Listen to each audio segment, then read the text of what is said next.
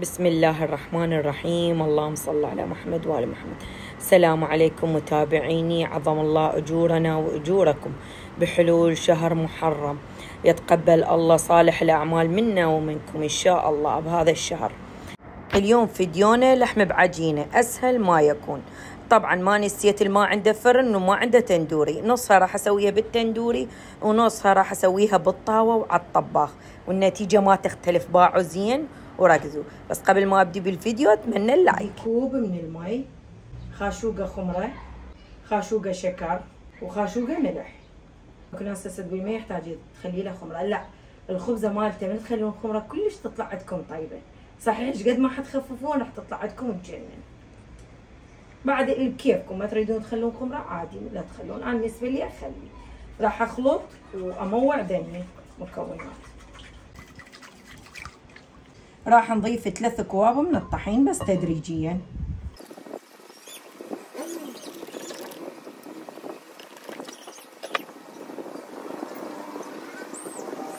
هسه نوخر العودة نضيفه باقي كله.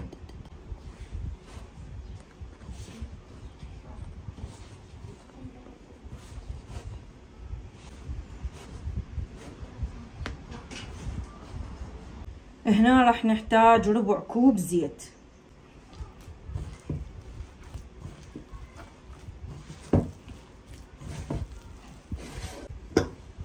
طبعا راح عجين ما تاخذ يعني نص دقيقة دقيقتين وتلم عجينة توب عندنا، يعني ما يحتاج لها هواي عجن.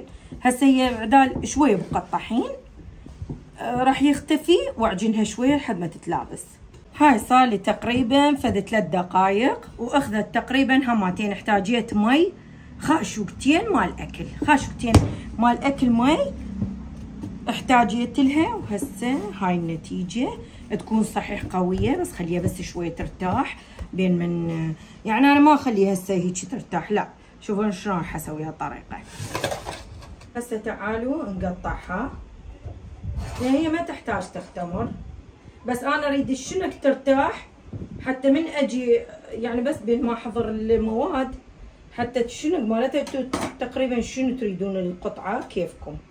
انا هسه هيك القطعه احسها كلش حلوه، اسويها بهالشكل.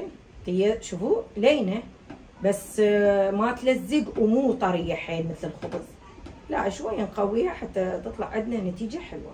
هسه انا شو راح اسوي؟ خلي الصينيه شويه بيها طحين وصفطها بهالشكل، خل ترتاح.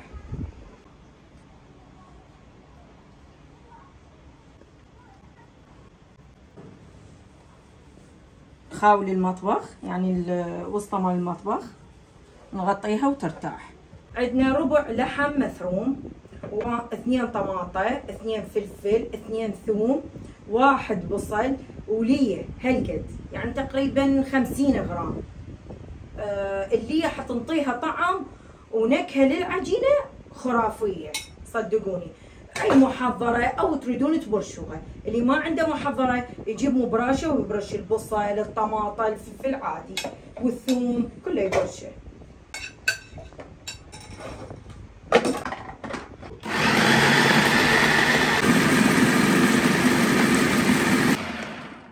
هاي الثرم ناعم.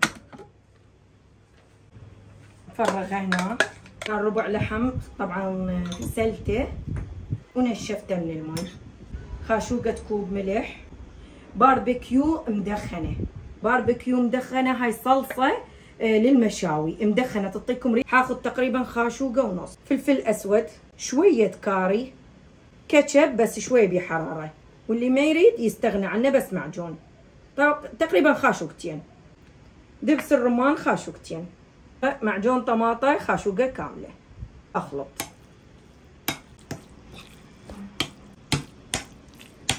هذا اللون اللي احتاجه. شوفوا القوام مالته ما بيه مي، باعوه لازم يكون ما بيها مي. شوفوا ركزوا. هسه احنا انتهى الموضوع من يمه الصلصة مالته. هسه هنا شوفوا العجين شوية شلون نقول احنا ارتاح تشنيق، واجي هم اغطيه حتى لا بس نفرد العجينه بهالشكل. طبعا ايش قد ما خففتوا خففوا.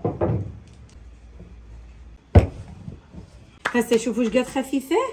هنا راح اخليها على التندوري اللي عندي اللي فوق، وهسه اسوي لكم هم بالطاوه اللي ما عنده من هذا التندوري، او بالفرن تخلون الحشوه بهالشكل.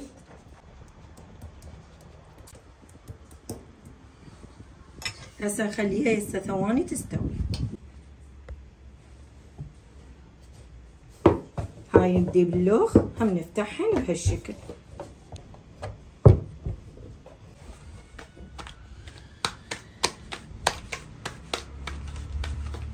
هنا شوفوا راح افتح هاي، نخلي اللحمه بعجينه نشوفوا استوت عندنا من جوا. نشيلها بهالشكل نخليها تستوي.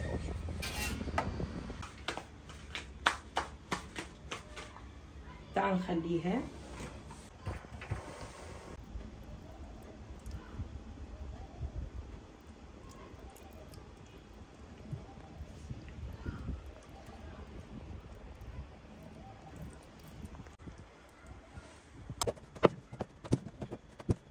هاي هنا هسه بين ما سويت هاي شوف شلون استوت،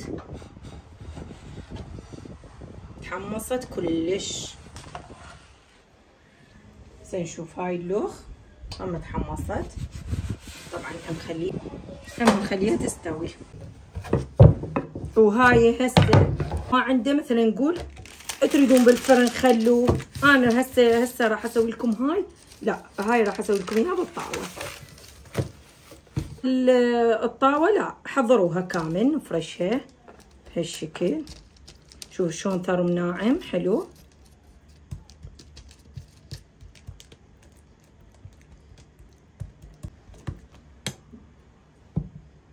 احنا كملنا هاي. تعالوا نخلوها على الطاوه. هنا عندنا اي نوع طاوه خلوا، بس اهم شي ورق زبده. لين شنو اهم شي ورق زبده؟ لان ورق زبده راح نقدر نقلبها اللحمه بعجينه وما تصير بيها اشكال. طبعا نار عاليه مناصيه وحميه الطاوه. وهسه نقبض نتركها 5 دقائق.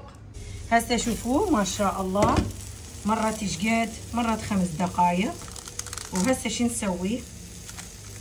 نفس الورق الزبده ما نلعب بيه، نعوفه جوا بهالشكل ونقلب بهالشكل نحمصها. تاخذ دقيقتين او دقيقه. هاي هم كملت وتجنن. شوفوا لحمه بعجينه جنن. هسه بعد مرور دقيقتين استوى عندي اللحم وشفتها كلش توب. هسه شو نسوي؟ نشيلها بهالشكل. هنا نعوف هسه اهو بهالشكل، وعلى كيفنا نسحب ورق الزبده. شوفوا شلون تحمص، حمصت عندي اللحم كله. وهاي اللوخ هم نفس الوقت، ونضغط وندبها 5 دقائق تستوي.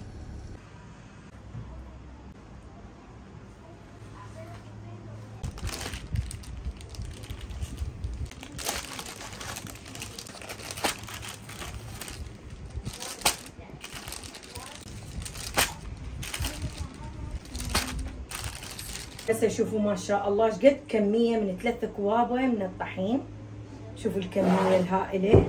طبعا هاي سويت لهم بالطاوه، وهنا هم سويت يعني نص هنا صار 12. 6 سويت بالطاوه، 6 سويت طبعا بالتندوري يطلع هيك عين المال برا الصراحه، ما يطلع طري حيل، يطلع مقرمش.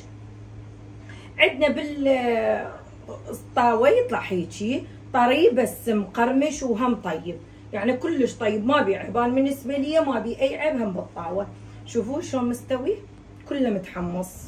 وشوف شلون يصير. وهنا عندنا شو اسمه بصل معدنوس وسماق وملح شويه طيبه وياها. وشوفوا هنا هيك بهالشكل. هاي بالتندوري. وهنا عندنا بالطاوه. انتم شوفوا شو تحبون. انا سويت لكم طريقتين. تريدون بالفرن هم دخلوها بالفرن مده 10 دقائق كل وحده. طبعا هسه شلون راح نسوي؟ شوفوا شلونها نتيجة هائلة هائلة هائلة. شوف شلون مستوي عندنا، واللحم مستوي عندنا بصورة صحيحة. هسه تقولون نقدر نستغني عن الورق الزبدة؟ ما حيصير، لأن راح تقلبينه، راح تلزق اللحم بالطاوة، وشلون راح تطلعيها؟ لازم ورق الزبدة. وهنا بالفرن أو بالتندوري شوفوا هم يخبل، ما بي عيب، مقرمش ويجنن. شو هاي الطريقة. نخلي لها دبس الرمان، هن اثنيناتن دبس الرمان الصراحة، ماكو اطيب منه الصراحة. ايش نسوي؟ شوفوا خلي بهالشكل احلى لحم بعجينة، جربوها على طريقتي والنتيجة هائلة. شلون لفه؟ بني تريد هاي لو ذيك؟ خل اروح اجيب قلاص بيبسي واجي. هسه عوف البيبسي. يلا ماشي. ما يحتاج، تريد هاي لو هاي؟ اثنيناتهم بينات نفس ذوق لعب. الاستواء، ما اتوقع اكو شيء يختلف. بسم الله. وهنا هماتين راح نخليه بالضبط نفس ما اني سويتها بهالشكل. عايش تريد والله مبين. بالعافية. ايش طيبة. والطعم. انت توعدوا ام مصلحة. قابل شوف شلونها؟ قول بسم الله. قبل اضيف من يمي شيء، انت تعرفين الطعم كلها تعرفيها. اسوي البصل وهاي طيبة. رهيبة. يعني شوفوا. شوفوا شلون مستوية برهيبة. نكهة وحرارة طبيعية حلوة. حرارة جربوها. طيبة. والله جربوها على طريقتي بالعافية وبهالشكل. عندي اجرب منه ومن هذا. شوف شنو الفرق. التندوري عندنا الطباخ. الدبدوب طيبة. تجنن. طيبة. صدق عايش تبيني. قرب فيديونا للانتهاء، واقول لكم شكرا على المشاهدة. تحياتي لكم منوعات ست بيت بنين. ان شاء الله التقيكم بفيديو جديد، وصفة جديدة. طبعا شوفون نتيجة هائلة وروعة وفوق الخيال، تجنن. الستو ماله تركيبة البصل كلش طيبة وياها. اي تخبل، الطعم مالتها ما يتوصف. جربوا هاي الطريقة راح تعجبكم كلش والله.